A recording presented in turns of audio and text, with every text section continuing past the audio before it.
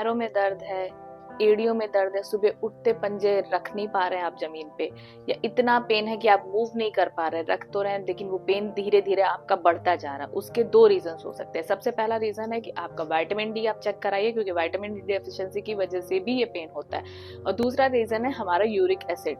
जब हमारी बॉडी में यूरिक एसिड बढ़ जाता है तब भी हमें इस तरीके के पेन स्टार्ट होते हैं, या गॉड जैसी बीमारी जो होती, गठिया जिसे कहते हैं, वो भी होती है हमारी बॉडी में जब हमारी बॉडी में यूरिक एसिड बढ़ता है।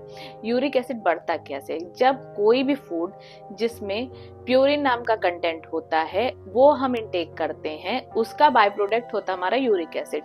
तो किडनी का काम होता है उसको एक सर्टेन टाइम तक तो फिल्टर करती, बट अगर हम उस तरह का प्यूरिन कंटेनिंग फूड जब हम बहुत ज्यादा लेते हैं तो एक एक्सटेंट के बाद किडनी भी उसको प्योरीफाई करना बंद कर देती है, वो एक क्रिस्टल के फॉर्म में डिपॉजिट होने लगता है हमारे जॉइंट्स में। और जब वो क्रिस्टल के फॉर्म में डिपॉजिट होते हैं तो वो पेन और इन्फ्लेमेशन ऐड करते हैं, पेन होता है, सेंसेशंस होते हैं, और हमारे जॉइंट्स में बहुत ज्यादा दिक्कतें आने लगती है। तभी हमें ऐसा एक्यूट पेन अराइज होता है, गॉड अटैक आते हैं, हमारे एडियो में पेन होता है, हमारे नीज में पेन होता है। तो कोशिश करिए जो भी प्रोटीन आप ले रहे हैं उसमें पहले चेक करिए कि जो भी प्रोटीन आप लेने वाले हैं प्योरिन उसमें है, तो उस प्रोटीन को आप अवॉइड करिए, ना कि सारे प्रोटीन अवॉइड करिए। दूसरा, आपको अल्कोहल का इंटेक रोकना होगा, क्योंकि अल्कोहल से भी बहुत ज्यादा प्रॉब्लम होती है, यूरिक एसिड एक्सीड करता है। तीसरा है हमारा कि आप शुगर कंटेनिंग फूड जिसमें फ्रक्टोज होता है वो अवॉइड करिए, क्योंकि ये तीन सबसे मेजर रीजन है जिसकी वजह से हमारी बॉडी में यूरिक एसिड एक नॉर्मल एक्सटेंट से ज्यादा बढ़ जाता है।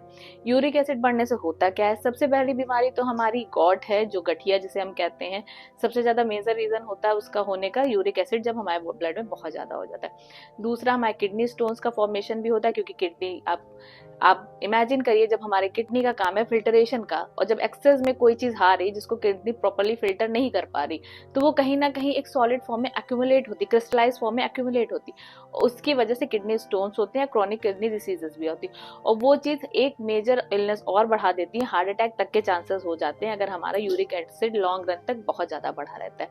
तो ये सारे मेजर डिसीजेस होती है जब हमारा एक्सेसिव यूरिक एसिड हमारी बॉडी हमारे ब्लड में होता है। इसको क्योर कैसे कर सकते हैं? आप बहुत से नेचुरल मेजर्स हैं, उससे आप क्योर कर सकते हैं। सबसे पहला है कि कुछ भी आप खाएं, कोई भी प्रोटीन लें, सारे प्रोटीन नहीं रोकने, बट जो भी प्रोटीन का इंटेक करें प्लीज चेक करिए कि उसमें प्योरिन तो नहीं है। अगर प्योरिन है तो उस सोर्स ऑफ प्रोटीन को आपको अवॉइड करना है। दूसरा है कि वाटर का इंटेक बहुत ज्यादा बढ़ा दीजिए, क्योंकि वाटर से आपकी किडनी को सपोर्ट मिलेगा, वो इजिली अपने टॉक्सिन्स को फ्लश आउट कर सकती है। डिपोजिशन क्रिस्टल का आपके जॉइंट्स में नहीं हो पाएगा, क्योंकि वाटर इंटेक से वो सारी चीजें डाइल्यूटेड फॉर्म में आपके यूरिन के थ्रू निकल जाएंगी।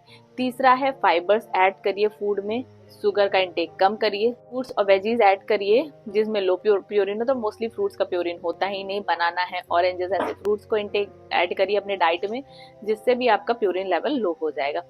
चौथा है ग्रीन जूसेस, जिसमें सैलरी, क्यूकम्बर्स और ग्रीन वेजीज का जूसेस पीना स्टार्ट करिए, ये भी बहुत हेल्प करते हैं हमारे यूरिक एसिड का लेवल को रिड्यूस करने में।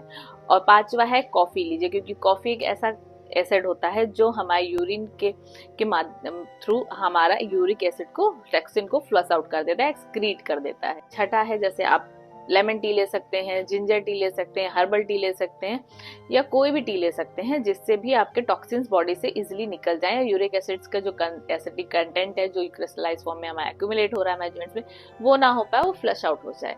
स्टाइल में चेंजेस लाएं, जल्दी सो जाएं, टाइमली सोएं, खाना टाइमली खाएं, फाइबर रिच फूड खाएं, बाहर का प्रोसेस फूड ना खाएं। ये सारी चीजें आप करेंगे तो आप अपने यूरिक एसिड को नेचुरली कंट्रोल कर पाएंगे।